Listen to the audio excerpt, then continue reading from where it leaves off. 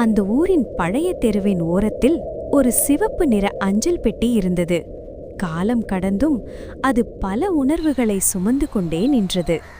அந்த அஞ்சல் பெட்டிக்கருகே தினமும் மாலை நேரத்தில் ஒரு பெண் வந்து நின்று விடுவாள். அவளது பெயர் சுஜாதா. சுஜாதா அதிகம் பேசுபவள் அல்ல, ஆனால் அவளுக்குள் 1000 வார்த்தைகள் ஒழிந்திருந்தன. வாழ்க்கையில் அவள் சந்தித்த இழப்புகள், சொல்ல முடியாத வலி, மறைக்கப்பட்ட ஆசைகள் அனைத்தையும் அவள் ஒரு கடிதமாக எழுதினாள்.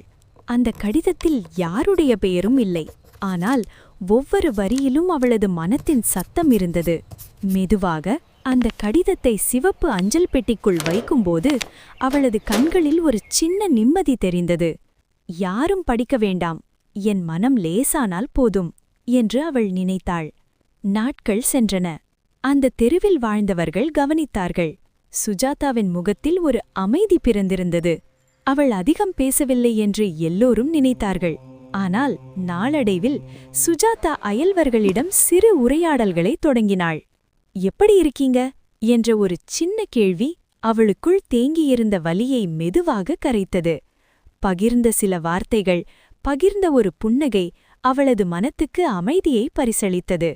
ஆனால் அவள் நடை, அவள் புன்னகை எல்லாம் ஒரு நிம்மதியை சொன்னது. ஒரு நாள் ஒரு சிறுமி அவளிடம் கேட்டாள், அக்கா, யாருக்கு கடிதம் எழுதுறீங்க? சுஜாதா சற்றே புன்னகைத்து சொன்னாள், என் மனதுக்கே. அந்த சிறுமி சிரித்தாள். ஆனால் அந்த சிரிப்புக்குள் ஒரு பெரிய உண்மை இருந்தது. சுஜாதா அப்போது புரிந்து கொண்டாள். சில உணர்வுகள் பேசப்பட வேண்டியதில்லை, மௌனமாக இருந்தாலும் அவைதான் மிக அழகானவை.